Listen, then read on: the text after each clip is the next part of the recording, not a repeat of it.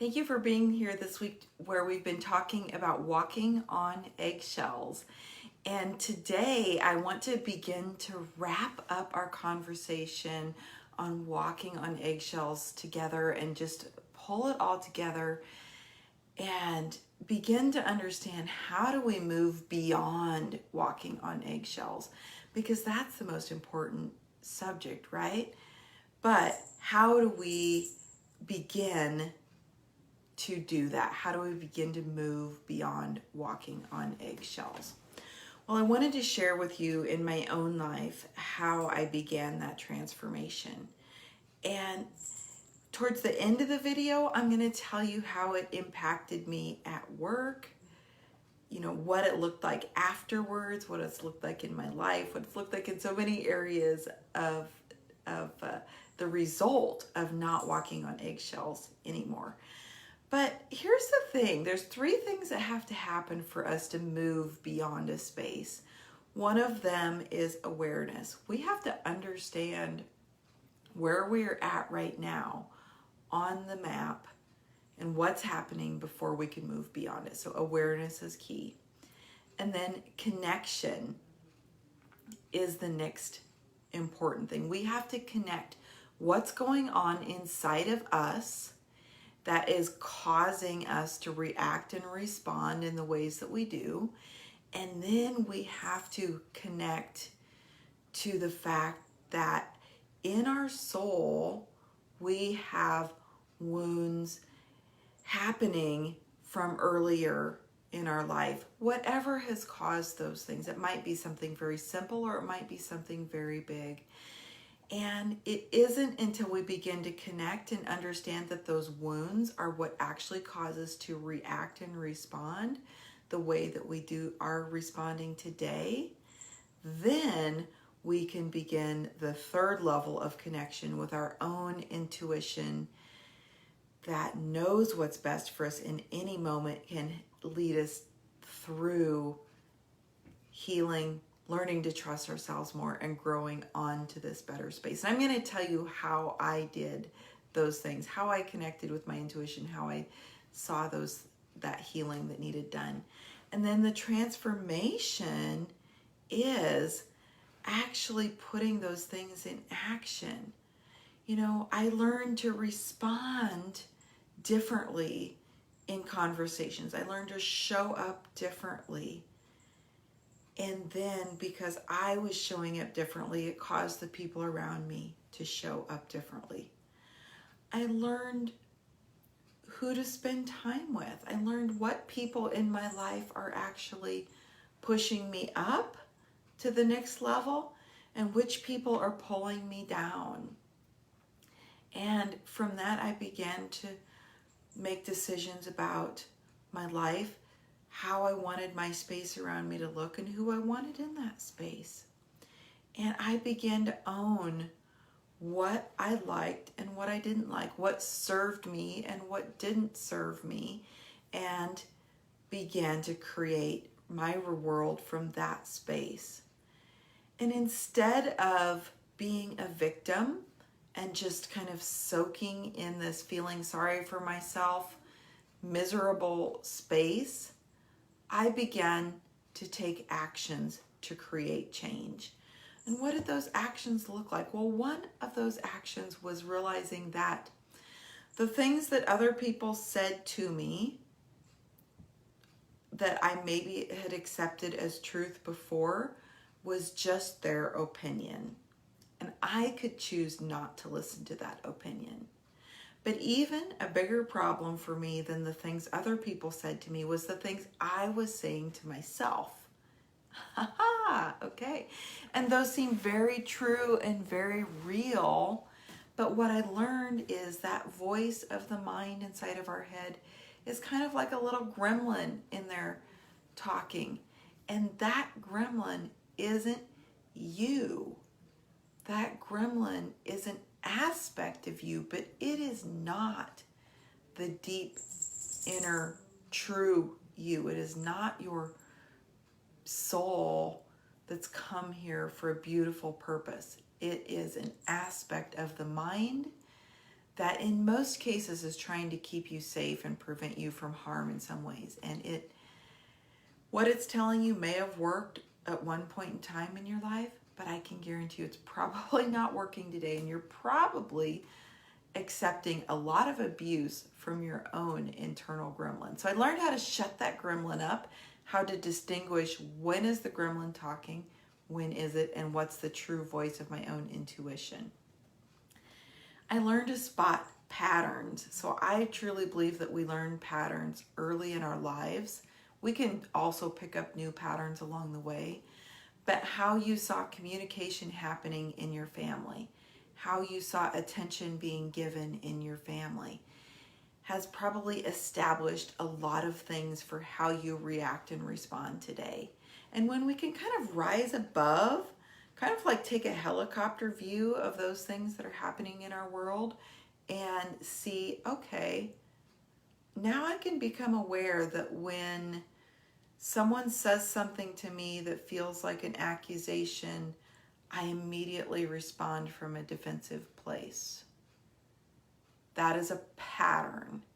And then from there, that person reacts. And usually we can have pretty significantly defined patterns of how things happen in our world. So to change those patterns, one, again, we're back to our awareness. We have to be aware of it. We have to connect with what's happening, and then we have to transform it. So we have to do something different about the pattern. So when you hear somebody saying something that feels like an accusation, you can stop and ask, is that really what they meant? And even if it was, do I have to own that? And instead, could I respond with a curious question? Or if it's not a healthy conversation for me to be in, could I remove myself from the conversation?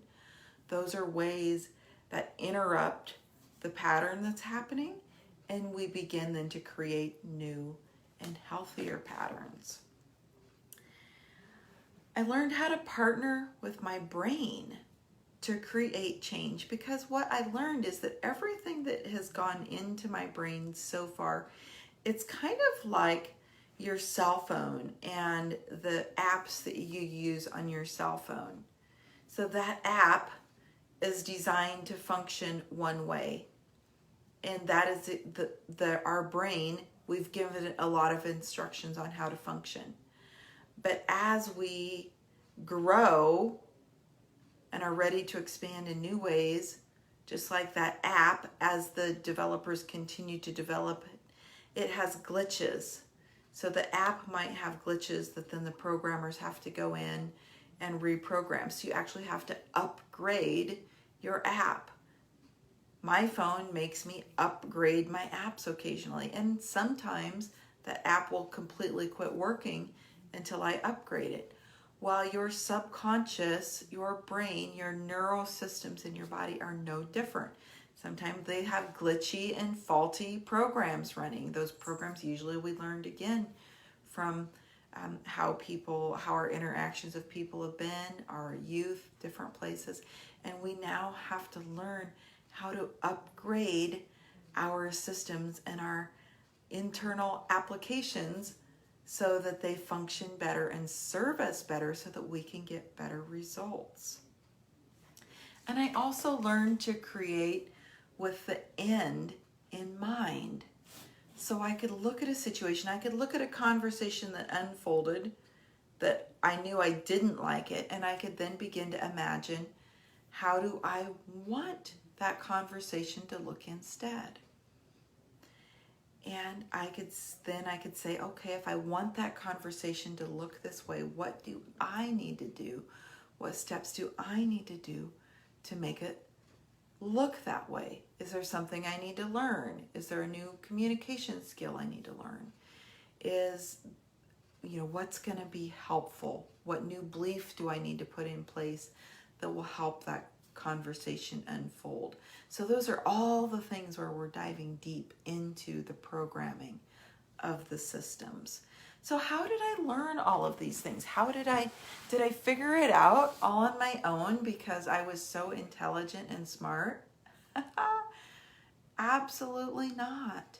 Because we cannot create change from the same level or place that we created the situation. So we have to have new information coming in to help us create change. And often that comes with a guide, a teacher, a coach, someone who comes in to help us along that path. So for myself, I've had a number of very powerful coaches that I partnered with to help create change. I've read a lot of books, and I've done a lot of journaling and connecting all those things I learned and putting them into action. Because here's the thing, we can learn and have a head full of knowledge about things, but until we assimilate that into our heart and begin to put our knowledge in action from a space of our heart, then all that knowledge doesn't do us any good. So what does it look like for me today then when I've been able to create change in these areas? So let me share with you at work. What changed for me at work? So today my work is obviously in coaching and being here inspiring you ladies on. It's working one-to-one with clients, helping them through these things, and then in classroom and group settings and here in this group. But before, when I was still in my job in corporate America, there was a couple things that happened because I hadn't been able to hold my employees accountable to what they needed to do. And in some situations, I deferred to employees who used almost bullyish tactics. So when I learned to step into my own, claim my confidence, and learn new communication styles, I learned how to clearly have mutually beneficial conversations with people, even on uncomfortable subjects. So if an employee wasn't performing up to expectation, I could have a conversation that said, hey, look, so-and-so, here's the things that are happening that don't really measure up to what the expectations are. And so what I need you to do differently is these things. And what would keep you from doing those things differently? Because I always want feedback and information from the other person. So we have a conversation instead of a versation. Instead of me telling someone how it should be, I begin to have mutually beneficial conversations. And then we agreed upon results. We agreed upon, okay, this is what the expectation is the next 2 weeks. You've agreed you can do this. And so now I expect you to do it. And we're going to have a conversation 2 weeks from now to see how that's worked out for you. So I began having those type of conversations on the job, which brought about completely different results. Oh my gosh, my kitty is joining me. This is my kitty, Ghost. He is the most awesome kitty ever. And he's going to just snuggle here with me and be petted while I talk. So, and I realized in some of my other conversations with employees, I wasn't showing up as confident. Something that they said, or maybe a tactic, a defensive tactic that they were using to protect themselves, triggered some old lack of confidence in me. So it was an opportunity for me to say, hey, what's that behavior triggering? And what do I need now to learn and grow to show up different? So I could then show up and say, with confidence, express what I wanted. It also gave me the confidence to share my ideas and my creativity with the people who I reported to own my voice and say, here's where I need your help. Here's an idea that I'd like to try. And so it freed me up to show up in a completely new, authentic way in the work environment.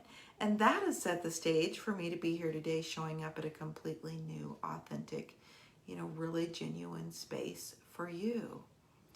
At home, it allowed me to have more authentic conversations with my family, more genuine conversations where we could explore our differences of opinions without feeling threatened by them, and where I could confidently and clearly set expectations with my kids and again, hold them accountable to that and share what I needed and ask for that support. In money, I have tiptoed on eggshells around my money for so many years. And so what I've learned is that my money doesn't any longer control me, is that money is a tool. Money is a tool that I can either be afraid of, or it's a tool that I can use and benefit for me. And around money, I also learned that my tiptoeing on eggshells around money also came from a scarcity mindset where I was fearful that there was never enough, that there was never going to be enough to do whatever I needed to do.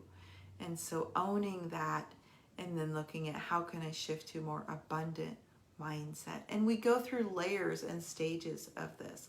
I had to go through some layers of not walking on eggshells with money anymore and able to walk away from my full-time job and be here as a coach. And now as a coach, I'm walking through some new layers of that. It's a journey, and we walk through that journey. My dreams, how do we own our dreams? Because I have walked on eggshells around my own dreams, feeling like they weren't valuable, they weren't worth it, and my own desires and genuine, wants and desires, feeling like, for some reason somebody else's wants and desires were more important than my own. Sacrificing and doing things for my kids that maybe put my dreams on the back burner was a way that I walked on eggshells with myself. And again, and still learning how to fully strip away each new layer that allows me to show up and just genuinely honor and own my beliefs. And then in my spiritual beliefs, I was raised extremely conservative with a lot of very narrow-minded, extreme beliefs. And that was the core kind of programming that I had.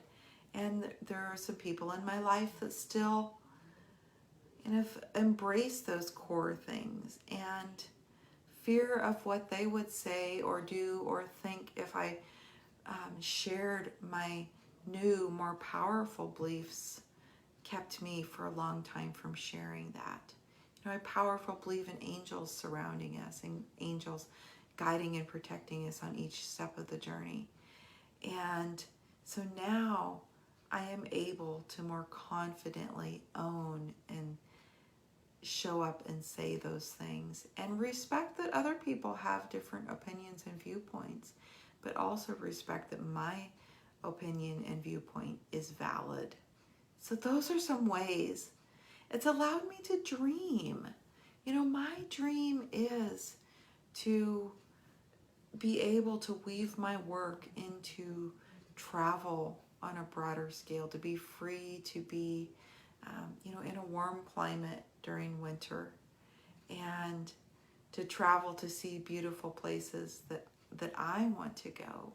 And part of learning to not walk on eggshells anymore was allowed me to see this love and passion I have for travel. In fact, 1 year ago today, my daughter and I were in London. It was our first trip to Europe.